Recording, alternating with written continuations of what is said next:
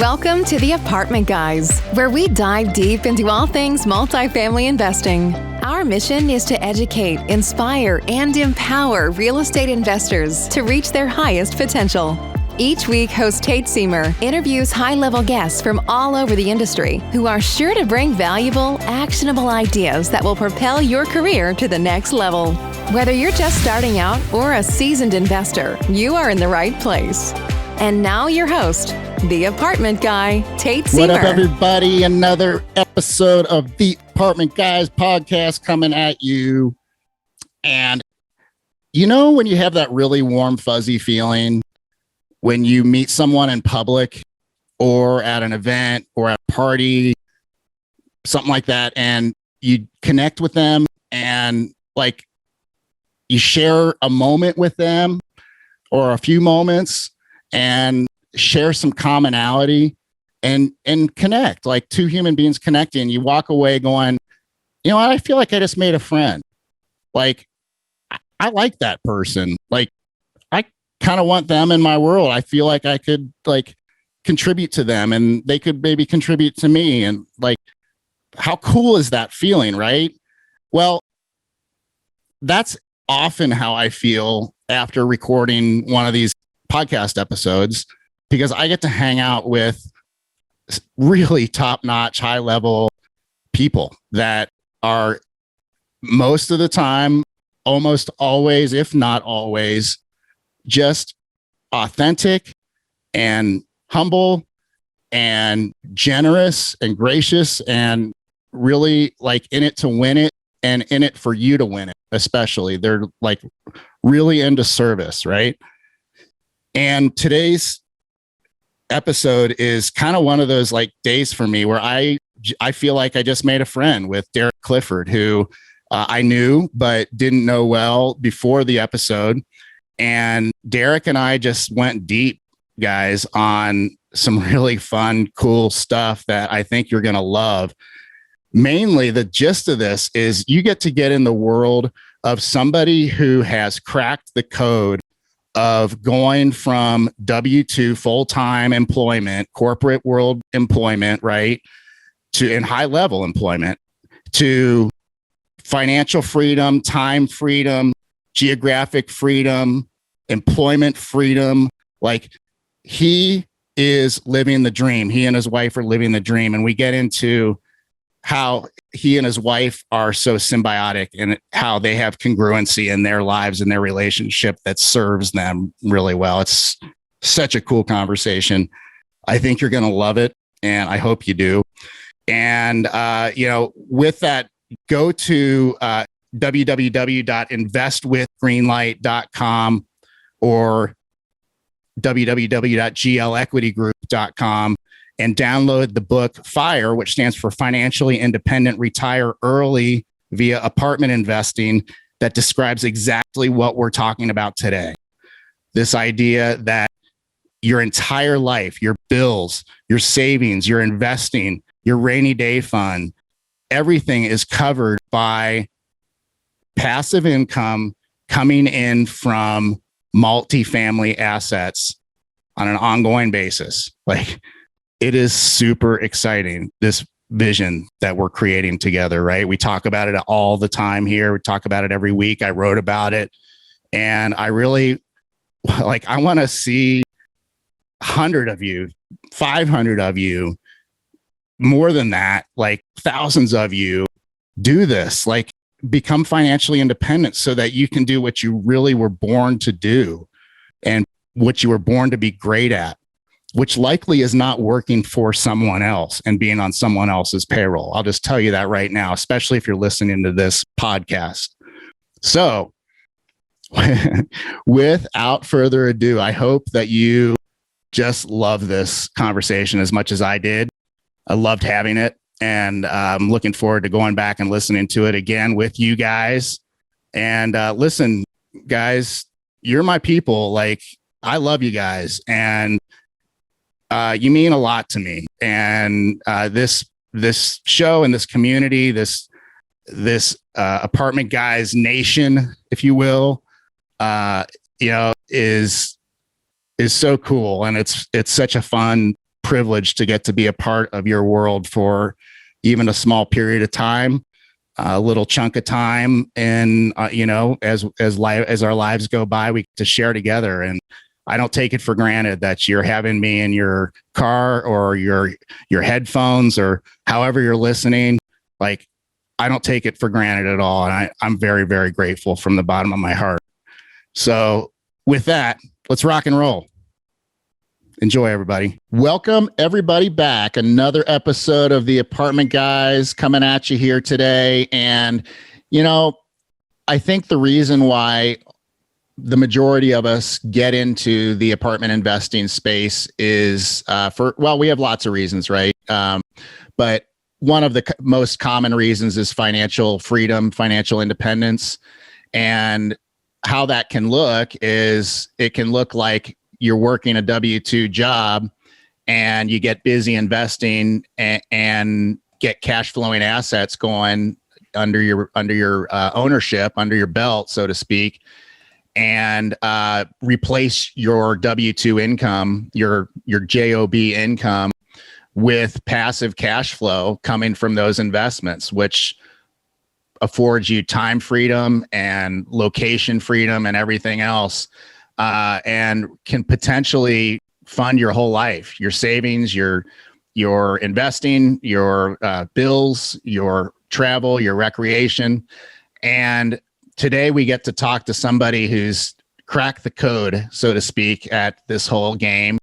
And Derek Clifford has, I'm gonna let him in a minute tell you how he's enjoying his life right now as a result of playing this game so well.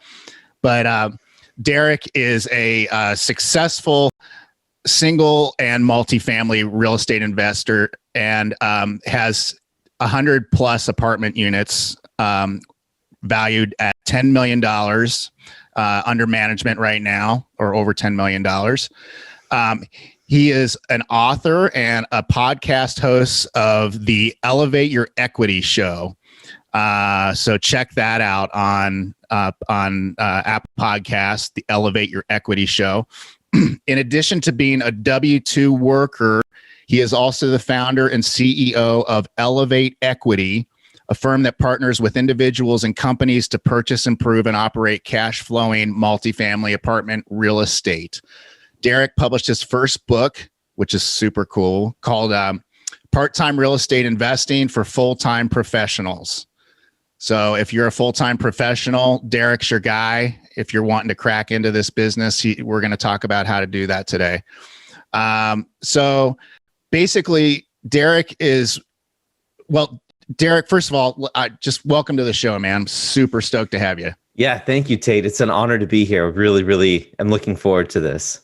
Yeah. So I'm particularly excited right now because you and I have spent 10 minutes or so talking before we started recording this, and you were catching me up on kind of what's going on in your world right now. And let's just start there. Let's start with, like, where are you right now as we record this, and tell us what you're up to. Yeah. Thanks, Tate. I appreciate you giving me the space for this. But right now I am in Los Angeles, California. And my wife and I have recently left or sold our house, and we are now embarking on a constant Airbnb adventure throughout the entire United States. And so we're spending most of our time in California, first visiting with family and kind of catching them up with what's been going on. And then we have Airbnbs booked out all the way to like November this year. And then we're going to have more to come after that, depending on whatever happens, towards the end of the year. So it's been really great so far. Last couple of weeks ago, I handed in a resignation notice to my full-time employer. So that'll be effective in a couple of months. But until then, I'm still doing kind of the work remote thing and taking full advantage of what COVID had to offer as well. I mean, I know that a lot of people had suffered a lot from COVID, but sometimes, you gotta take those lemons that life gives you and make some lemonade. So yeah. We were kind of using that to our benefit as much as we could. And so we both took our work remotely. And now that we have all this apartment business stuff happening, people know what we're doing because of our brand and our website. And my wife's business is starting to pick up as a naturopathic doctor. We're starting to get all this nice, like, virtual income or this income that comes in no matter where we're located. So we looked at each other and said, well, we don't have kids yet, so why the heck not just start traveling around the country? And that's exactly what we're doing right now. Man, that is so cool. I mean, hopefully that's like getting the listeners jacked up, because that's like proof of concept, Derek, that you've established for somebody that is a go-getter, that's working a full-time job.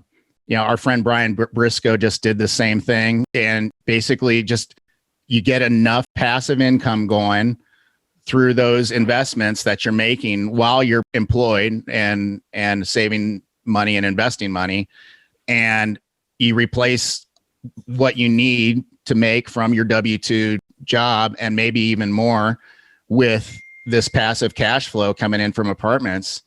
That's just so exciting. And the way that you and your wife are like living it up and be, you know, having this grand adventure around the country, it speaks volumes about, you know, kind of what you guys are up to and your passion for life and your passion for business. And I'd love to talk to you sometime, maybe over a drink or two, about the two of you and your dynamics and you know, I'm fascinated with this whole power couple concept, and it sounds like you guys really have that going on, where you're supporting each other's dreams and each other's paths, and you're involved with each other's paths, and it's like a big fun adventure, right?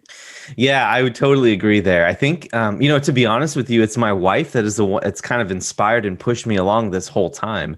And so for those people who have read my book before or know who I am, I'm a huge proponent of working with your spouse on whatever it is that you're doing in life, because if you don't do that, right, you're going to be losing out on one of your biggest teammates in everything that you're doing, right? Because you've got to bring on your spouse to help. I mean, they're going to want you to succeed. They're the ones that want you to go out there and do whatever it is that you're going to do it well, and push you to go farther. At least if you have a spouse that's really supportive of what you're trying to do.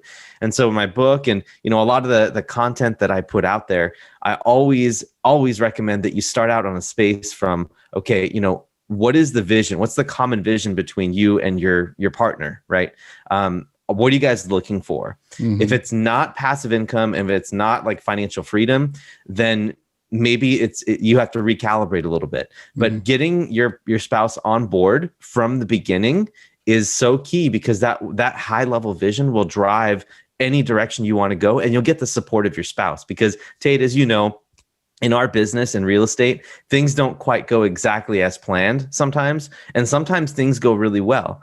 But either case, you know, imagine your spouse like sitting there watching you and seeing the account balance, right, in your bank accounts, right? And during the bad times, they go down. And if they're not in alignment with what you're trying to do, that could spell some really stressful times for both you and your wife, right? And it may even cause some irreconcilable differences between your wife and you, right? Yeah. And if things are good, you may have some different ideas as to what to do with that, such as like reinvest in real estate, where your spouse, if they're not on the same page, may say, okay, well, this is good. Let's go play with it. Like, let's go enjoy. And then there's a difference of value systems that starts to have you growing apart, right? Yeah. And so it's super important to be always in contact, communicating with your partner, because they're there to help you, especially if you're aligned in the vision. And you can go so much further together if you're working together with one another, rather than, you know, kind of being at odds with one another. So that's kind of the secret to our success. We've been helping and enabling each other. And she's the one that's like, finally, you're decided to leave your full-time job. Jeez, cool. Like, how long was that going to take?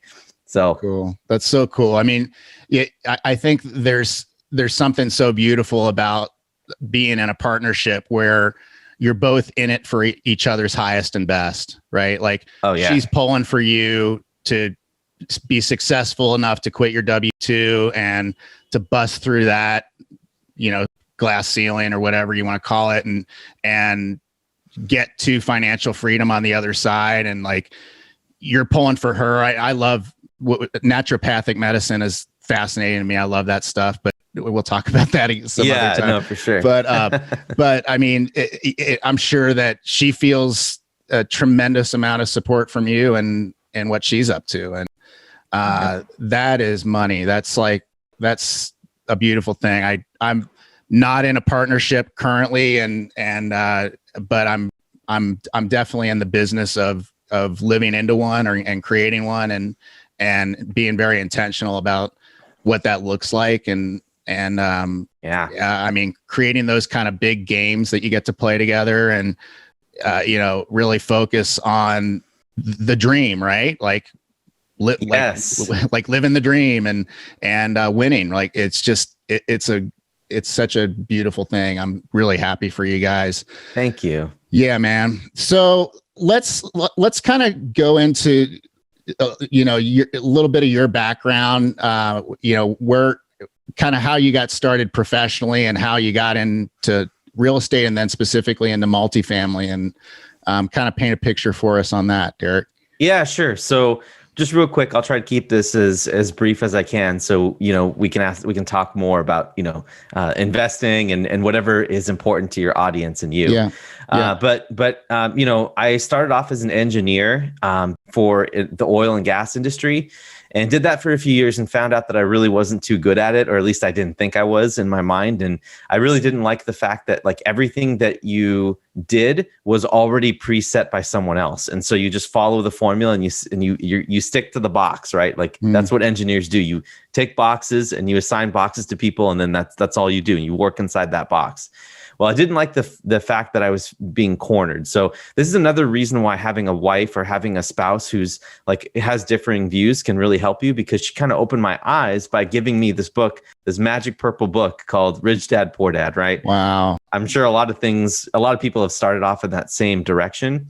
And once I opened, once you all, so for your listeners, once you open that book up, it's like Pandora's box. You're not going to be able to put back that knowledge that you've just absorbed from the book. Yeah. And so you start getting addicted to feeling, oh, how can I start to create some income like on the side, automatically or passively? And so I started looking at stocks and businesses, and I tried to look for everything. And it wasn't until my eyes opened up to real estate until about 2010 or 2011, when we discovered real estate on accident, my wife and I. My wife, like her real estate investing is not in my side of the family at all, but in my wife's side of the family, they invest in rental properties in Texas, or they had done that. And they're an immigrant family. So they came in and they realized what kind of power it had. So they were doing that, and they were doing entrepreneurial stuff. So they came from a different background. So when Sophie, kind of provided that entrepreneurial feedback to me, and she ended up buying a condo in Washington State. I ended up moving from Texas to Washington to be close to her. We moved in together for a little while. I was living there for like 3 years. We were together for a long time.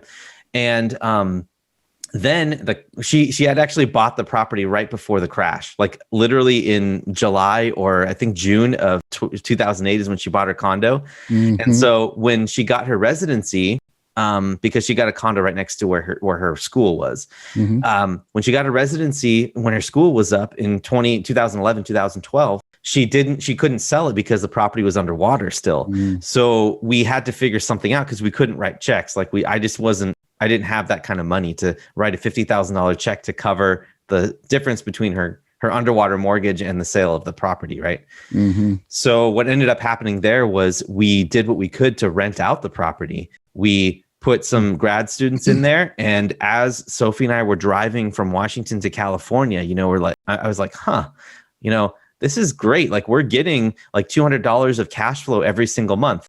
Yeah, it was kind of crazy because we had to scramble and make it all work and figure it all out on the fly.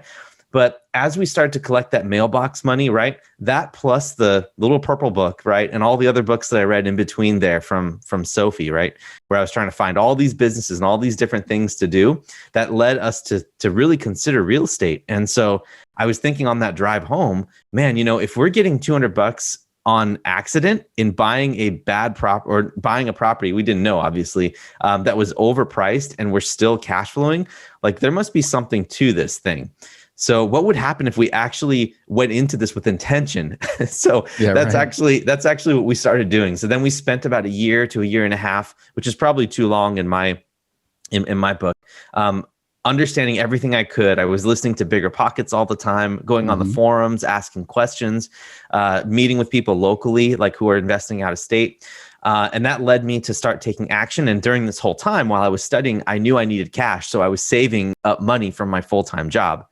So we saved up about 40, 50 grand or something, working about a year and a half, because that's one of the great things that we have in the Bay Area in California is, we have high salaries. So, so I saved up that money, and then I basically went on an acquisition tear. I started talking with wholesalers and flew out to Indianapolis, my first target market, and ended up buying like 13 units in the first year that I was trying to do all of this, right?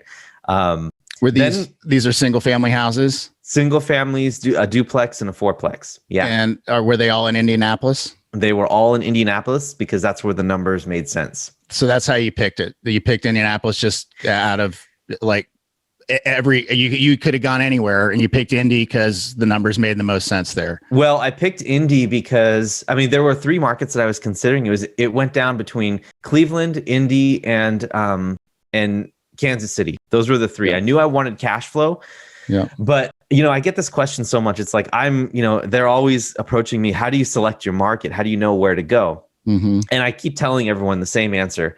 I wish I had a scientific method to be able to do that. And there is. You could go onto the Bureau of Labor Statistics and you can start looking at employment data and economic data and growth. But in the end, it comes down to the people in the market. The people that you have access to in these specific markets, they will make you win or lose. Yeah. That's what it all comes down to. So what I did was I basically said, I talked to the people who were investing from the Bay Area out of state and asked them, where are you investing? Where are you investing, right? And why? And, Indianapolis happened to be one of those markets that a lot of people were kind of gravitating to. And then once you get your first 1 or 2 properties out there, as you know, things kind of tend to accelerate in that direction because you start having a property manager contact that you like, and then an agent. And so you just kind of stick to that area when you're getting started. So that's how we kind of like picked up in there. And then, a couple of years later, after I got all the single family stabilized and all rehabbed and everything, we moved on to figuring, okay, what's the next big step? And the big step was multifamily. So, so when we were working with multifamily, I tapped some of my wholesaler contacts there who were helping me provide like single family. I'm like, hey, I really like all the single families and everything, but I think I'm going to start shifting more towards the multifamily route. What do you have? And they're like, oh, we'll look for you. And the next flight out to Indy, where I was actually on site, I visited these same wholesalers who helped me, hooked me up with a lot of my original single family portfolio. And they're like, yeah, we got something. It's a Thursday. We'll give you about 48 hours. And then on Monday, it's going to hit the open market. It's $350,000 for 18 units. And we're like, wow, that's pretty dang good. And this is in 2018. So even in 2018, that was a really good price. So we went to the property. I had a couple of buddies with me at the time, and we decided to just go for it. So we closed on this $350,000 18 unit multiplex. And what happened from there was a lot of stress, a lot of trying to manage a rehab from 2,000 miles away in because all the partners were from California. And so we were relying on some of our local operators there to help take care of the property. Well, we ended up spending, I think, like $700,000 on the rehab. And we knew it was going to be a lot of money, but because there's a roof that needed to be replaced and mechanicals inside and full, interior guts. So we did that. And then what we ended up doing was about a year and a half later, after we started the project and went through a lot of stress and agony while I'm in my full-time job, we finally got a refinance going, got the building stabilized, and the bank put the value of the property at 1.4 million and handed us a check for 1.1. So we were able to pay off all of our private notes, like all of the headaches that all went away. And now we're just kind of looking onwards to the next one. And then from there, you get 36 units. I picked up a 36 unit. And then my capital raising started picking up. So then we did a property in Austin, or actually we've done 2 now, and we're looking at San Antonio now. So that's kind of how we ended up progressing up the route to increasing our passive income. Yeah, nice. That is so cool. What a great progression. going to a market that's heavy cash flow, low barrier to entry, right? In Indianapolis, very inexpensive properties. Same with Cleveland, Louisville, same general area, a little more expensive, but those Pittsburgh, Cincinnati, Dayton, we're in Columbus, we own in Central Ohio, and those markets, my team shops in Columbus, Ohio, and Oklahoma City and Tulsa. Those two markets. Great markets. And we do that because we can buy cash flow there, and we can we can buy a property that as it sits right now is profitable, making money, and there's often a nice value add component and a nice rent premium available in a lot of properties, depending on how much you invest in them. And I also enjoyed it listening to you talk about kind of the growth, the symbiosis between finding the deals and then your capital raising game kind of kicks in, and that allows you to do more. And then you close more bigger units or bigger unit counts, and brokers start bringing you even bigger deals, and you raise even more capital. It's really it's Michael Blanc talks, and we talk on the show a lot about the law of the first deal, and how true it really is. So, did we lose you for a sec there? Yeah, I'm sorry. My internet connection is. You're good. Give me one. Okay, is that better? Yeah, I just kept talking, man. No, it's good, man. It's good. All right, awesome. It's all good. So, again, just to mention the law of the first deal, it comes up all the time on this show, and it's really so true. Where you mastered the single family game, you're ready to expand into multifamily, and all you did very simply to find those deals in Indy was to let people know what you were doing and what you were looking for. And that is often all that it takes to find a deal, is to let your people know that you're a buyer, and that you're ready to go, ready to rock. So yeah, again, the word momentum in this business is so key. And you got to think about this it's like this whole business and your portfolio is like getting a 747 off the ground. And right, like it takes all kinds of intention and energy and conversations and relationship building and everything else. And that's, an airplane consumes 80% of its fuel just getting off the ground and up to elevation where it needs to be flying. And, or up to altitude, I guess is the right word. If I'm not a pilot, you could. My grandpa was, and my uncle was. That's cool. It's the same with business, and especially true with this business, where getting that first deal done is what you want to focus on. Like put all your efforts and intentions behind that, because everything else happens. It really, like it's almost miraculous, really, once you get past that first deal, how things open up. The capital starts flowing, people start hearing about you and what you're doing, and through other investors, and it's brokers start bringing you more deals, and because you've proven you're a closer, and you can get deals done. So that's congrats, right. Derek, man, you got it done, dude. Yeah, I appreciate it, man. And one thing that I tell people as well is that by doing this with a full-time job, it's not an easy thing at all. Mm-hmm. And most people have to do it that way, because as you're building your skill set and your track record, you've got to be able to get there. But at some point, there is a point in time in which you have enough skills, and if you have enough faith in yourself, then you've got to fight the fear and eventually let something go to make more room for this. Because now, recently my wife and I, we've gotten to a point where we're supporting each other now, and we have the ability to go into this full force. And it's just the perfect time for it because apartment demand is very high. Real estate is still very, very much in demand, and there's still a supply shortage. So it took a lot of reframing and working with my coaches to understand that my fear of trying to live my life within the paycheck from my W-2 job is driving all of my decisions. And so it was time for me to face my fear. That's what this kind of trip has helped done. And I knew that there was going to be some sort of amazing thing that was going to happen when we embarked on this. Because when we left on this trip, right, we sold our house and we started going Airbnb hopping. I didn't realize I was going to leave my full-time job because it's fully remote, right? So like I figured, hey, we have one more degree of freedom, which is location freedom. But I didn't realize that soon we'll be opening up time freedom, which means I'll be able, obviously not complete financial freedom yet. Like we still have to work, in order to make things happen, even in our business or on my wife's business. Like we still have to work on that in order to continue to sustain our lifestyle.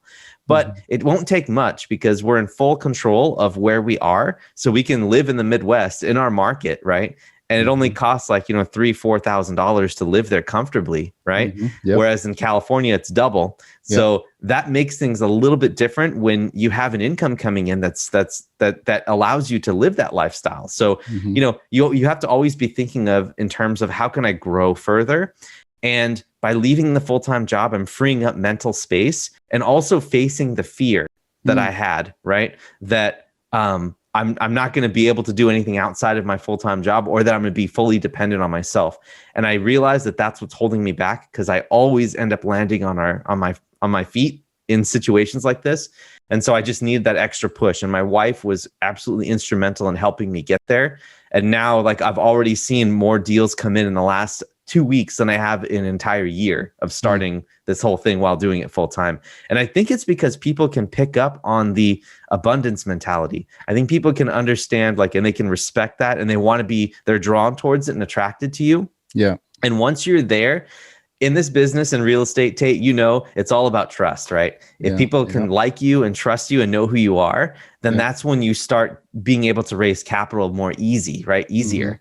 And so it's all about those relationships. And as you develop your story, which mine is, working really hard, on a part-time real estate investing business while I'm working full-time, and then eventually growing it to escape a W-2. That story is what people really want to relate to. And, it's relatable. If I had found someone like me that was doing this, I'd be gravitating towards them as much as I could to try to learn what they do. Yeah. For sure. Yeah. So speaking of that, we'll mention this again at the end, but how would a listener reach out to you in that capacity? Yeah. So we have a ton of content out there that's specifically geared towards couples, because as you heard in the beginning, I'm really, really emphatic. And I can't stress it enough how important it is if you have a spouse to get on the same page. So my wife and I, we do a podcast together, and she has a function in the business. Like she helps bring capital, and she's also very visionary. So anytime I have an idea that's really big, she's like, yeah, that seems like the right thing to do. Or she's just like a person who helps enable space for me, right? Like even though I'm working a full-time job, she'll take care of our meals and take care of all the things that need to get done around the house. And now that I'm doing this, we're going to focus on her business, and I'm going to swap. So it's going to be me taking care of the meals and doing the laundry and all that, so she can focus on her business. And so that we're just kind of trading time and helping each other out, right? Yeah. So it's all about working together with the spouse. And online on our website at elevateequity.org, we have podcasts, we have videos, and my wife is involved in all of that. And then also we have that book as well. So there's tons of resources for people to learn more about what we do and how they can do what we're doing right now. That's so beautiful.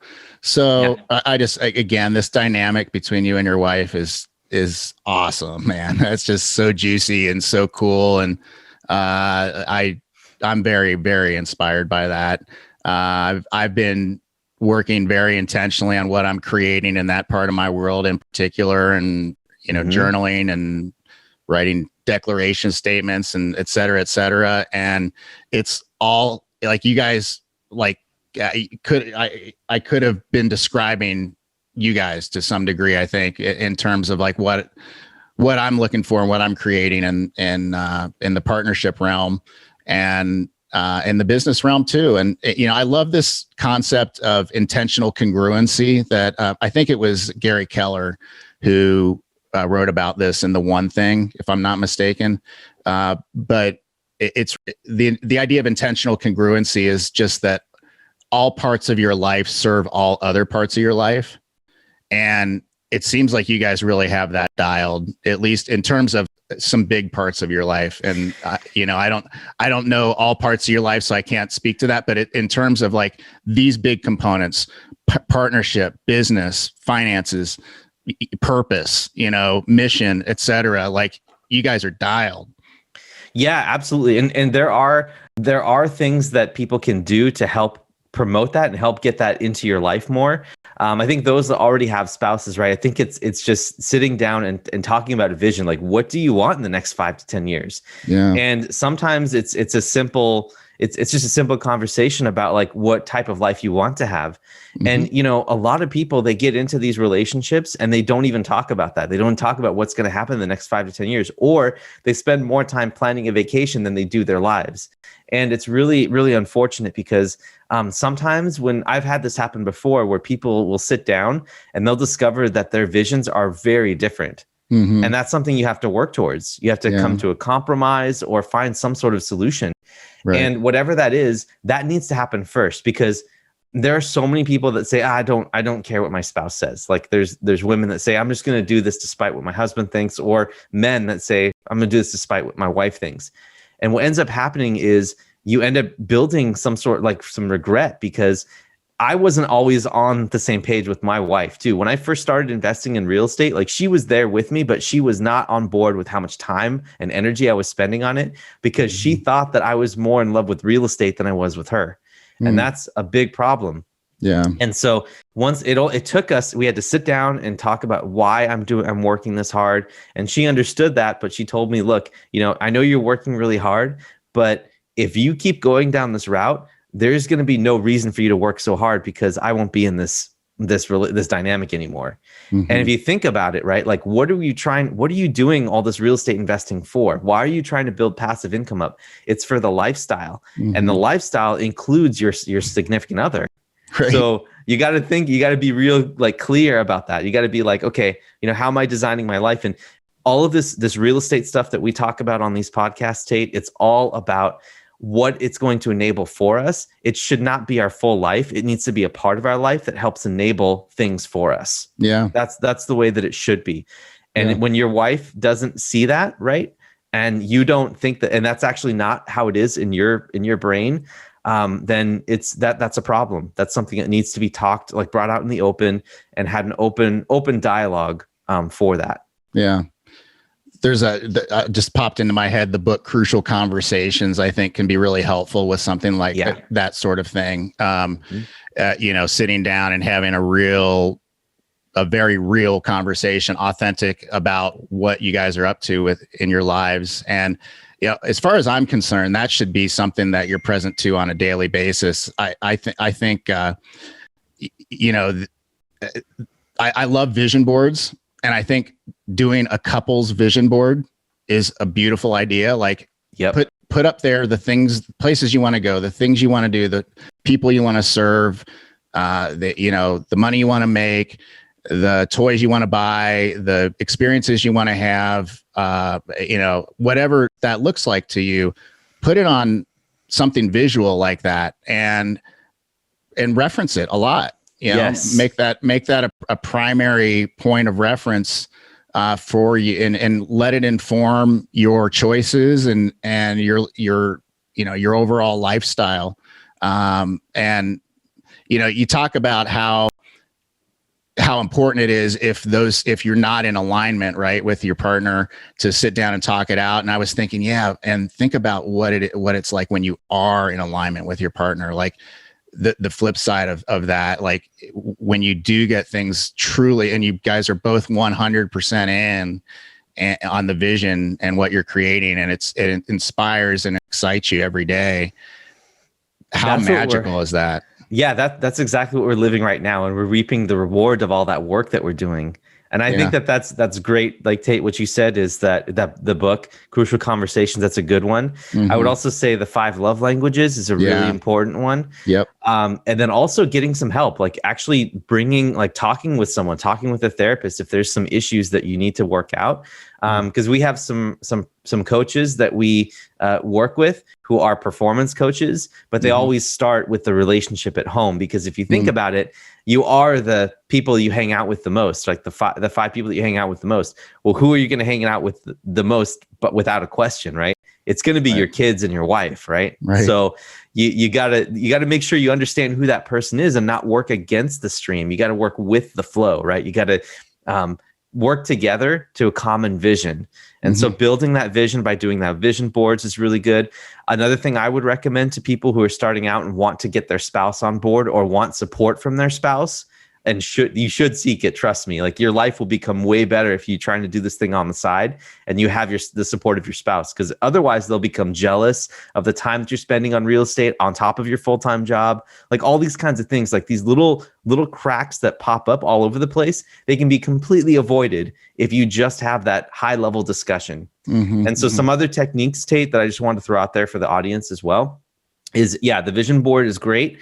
Doing a monthly financial check-in with your wife or your husband, being able to give them input on the budget or on whatever cash flow plan you're on, or just being in general. You should, as an entrepreneur or as a business person or as someone who is very careful about their finances and ready to start investing in real estate, you should understand what your financial picture is. And you should share that with your spouse, because sharing that will help make you more adept and will help keep them informed and involved.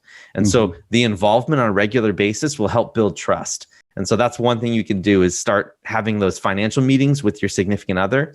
The other is loop them into decisions, like tell them about what you're learning about, right? Give them feedback. The more that they talk back, or respond to some of your advice or some of the things that you are bringing up, it'll help you ask the same question, like, well, why is that so? And then you end up becoming more and more as a professional in what you do, because you have someone from a neutral standpoint that's asking you questions, how that benefits you personally. So keep them involved is a really good thing.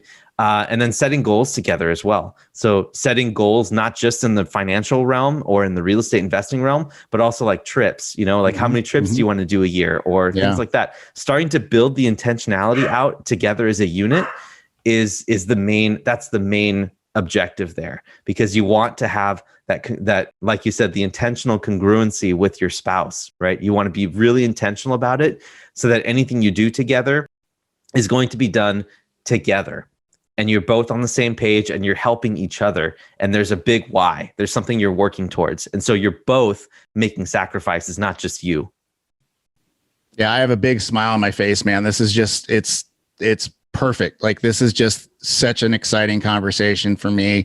Hopefully, listeners, like, whether you're in a partnership or not, unless you're totally just not interested, in a partnership, which is totally cool, right? There's a lot here in this episode to look at and integrate into your own personal vision for your life and for yourself. And if that includes manifesting a badass partner, as I like to call the person I'm manifesting, that is up to big things with you and is heavily involved and in your corner, and just like your biggest cheerleader and your biggest fan, and somebody that's giving you tools like the Purple Book. Like, I didn't say this when you were talking about it earlier, but I love that she gave you that book. That to me is so like almost symbolic of her like handing you the keys to like this whole new chapter in life. And that it came from her is really, I think that's cool, man. I must also say too that like when she gave me the book, like kind of my ego was hurt right at the beginning, because when she gave me the book, she's like, here, read this. And I thought that I was like a real rock star at finances, because I did like the whole Dave Ramsey thing. I paid off my student loans in like, 2.5, 3 years.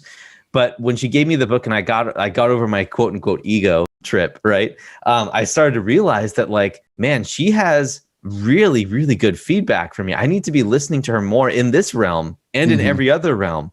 Because, when we were a young couple, like everyone has, like you're so used to being individualistic, and sometimes you think you're right on a lot of things. And, a lot of people fight through that, and I still do, the ego, right? Yeah. But, I took a lot of pride in my financial knowledge, but when she handed me that, I was kind of taken aback at first. But then, she's like, no, you got to read it. This is why. And so I got to give her full credit for all of her patience in working with me and trying to get me on the same page there too. Mm-hmm. Yeah. Yeah. That's so cool. That's great. So, somebody that's listening right now, that's working a full-time W-2, doesn't necessarily have a whole lot of cash to work with, or maybe has, 20, 40,000 bucks, something like that to work with. What are your thoughts? You spent a year and a half self-educating. I spent a lot of time and money self-educating and being tutored and mentored and, going to conferences and the whole 9 yards. What are your thoughts for somebody that is like really stoked right now and wants to give this a go? Yeah. So there's a lot of things you can do. I think if you're just starting out, there's a couple of directions you can go, and it really starts with who you are as a person. Mm-hmm. If you are someone who knows that you want to be hands-on, right? Then that probably single families, like starting there and starting with small numbers where you have full control yourself, you're going to learn the most. And remember, in this game, this is something that I cover in my book. It's all about the mindset here as to what to expect and advantages, disadvantages of real estate. It's all about like, when I started taking action, when I flipped my mindset from how am I going to make $1 million on the first deal to how am I going to learn something on the first deal that will help me earn that in the long run. Mm-hmm. So once you make that flip and you're like, you become disattached to the amount of returns you're going to get, you just want to protect your capital, right? So that opens up a lot more options and allows you to learn. So I would say that starting there with the mindset is first. But if you have 20 to 40,000 bucks, start looking at and talking with other people who are in the space that you're at. If you like to do things yourself, be more of a single family person. So seek out some single family individuals. If you don't want to do single family and you actually just want to earn you want to participate in real estate investing, but want to get like some of the scale and you don't really know a lot about it, you're good at making money. And so you're just going to make money and then diversify yourself by getting into real estate, and you're not very hands-on, you just want all the benefits, then I would look at multifamily syndications like what Tate does, and start talking with them about how to diversify their holdings, because that's a great way to start as well. Mm-hmm. So you have those two extremes, and there's like shades of gray in between. Yeah. There's a lot of ways to be involved in multifamily, and my personal thoughts on this are I really encourage people to at least consider bypassing single family and going straight into the multifamily venture. And I think it's doable. The reason why I think it's something to consider is because the skill sets are somewhat similar between the two activities, but you really learn a language in the multifamily world, in the apartment space, and it's really its own little thing. It's its own niche.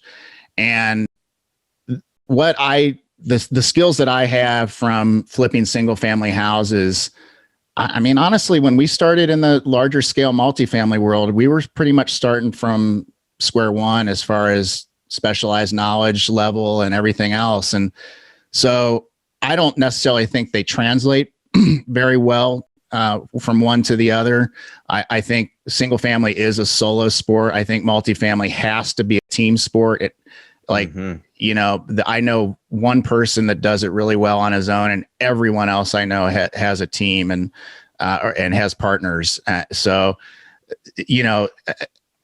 There's really, I encourage people, and it's the Apartment Guys podcast, so I'm careful about it, but I encourage people to consider that it's possible for you to spring yourself into like a pretty large unit count pretty quickly. And, I'm on a 3-year plan right now to put a few thousand units in play. and up on the board and keep going from there. But that's a break point of financial independence and like a lot of other things that I'm intentional about creating. So, that's kind of what I'm after. And, I spent the last 2+ years really preparing for what we are doing and what we've just done with closing 249 doors in Ohio. But, it's also happening pretty dang quickly, especially since these first 2 deals closed. Like all of a sudden we have like 4 on the plate actually 5 now. That's right. So it really is possible given the right partners and the right team. I think is crucial and key as anything else, if not more so. It really is possible to do this. People do it all day, every day. They buy thousands of doors, hundreds of doors at a time, dozens of doors at a time, whatever it looks like. And look, buying an 18 unit, we started with a 12 unit and we own a 20 unit, and like those are good deals and or can be good deals. And a lot of times you can own a much higher percentage of those deals than say a much larger scale asset too. So that's right. So, start small if you need to, but start multifamily is my encouragement. I would agree with you there. I think if I had to start all over again, that's where I would go. I think for me, like I was very risk adverse. And so I wanted to dip my feet into the water first. And this is why, Tate, like the mindset is so important. It's like, that's what drives the whole thing. Everything you just talked about, it all has to be there with the mindset. So working on that is always going to get you into further places, right? Yeah. So starting there, also working with your spouse, making sure that you're both in the right mindset, right? That will help get you places because you'll push each other, right? You'll end up going places you never thought you could. And so that may include going into multifamily straight from the beginning. Yeah. Yeah. Derek, this has been amazing. How can remind us how people can reach you and reach out to you? Yeah, so lots of places, but the main place is elevateequity.org. Just go there. You can get our podcasts, our book, blog posts, videos, all kinds of things that we do. You can get all the goodies there, and it's all free. And if you guys want to sit down and talk about life in general, or you want to figure out how like we're able to work together, my wife and I, as we build our financial independence and our remote work situation and just abundance in general, then there's a place where you can sit down and book a 15 to 30 minute call with us, and we can just have a conversation. I'm here to help. I love teaching people, and I love like helping to inspire W-2, especially married couples, achieve financial independence so they don't have to work their W-2 and they can work on what they do want to out in the real world. Awesome. So elevateequity.org. And are you on Facebook?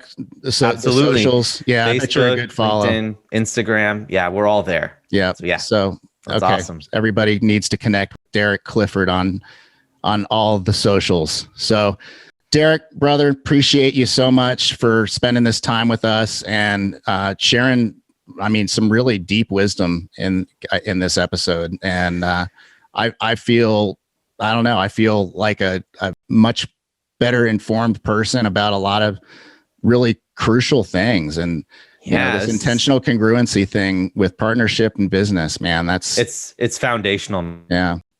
Yeah. Much for everything you do. I'm so glad that we got a chance to connect. I'm looking forward to doing it again. And maybe I'll have you on our podcast as well. Love it. I love it. All right. Well, listeners, thanks again for listening to another episode of the Apartment Guys podcast. Encourage you guys to just keep developing that vision of what you're up to and put it on paper, journal about it. Vision board is magical technology. Like all that stuff really does work. I promise you it does. It's not just out there woo-woo kind of stuff. And it's really like it's powerful. It's powerful stuff. So whether it's apartments or anything else, just keep dreaming and keep thinking about your highest and best, right? Like what's your highest and best life look like, and how to get there doesn't necessarily need to be there right now. So on that, have a great week. We'll see you on the next one. Take care, everybody. Thanks, Tate. Take care, guys. Thanks, Derek. Thanks for listening to The Apartment Guys with Tate Seamer. Tate and friends are grateful to have you as a loyal listener. If you like what you've heard, please subscribe, rate, review, and share with friends on your Apple Podcasts, Google Play, Spotify, or any other podcast platform. Also, check out Tate's YouTube channel for videos of many of these episodes and more. Until next time, take massive action steps and rock on.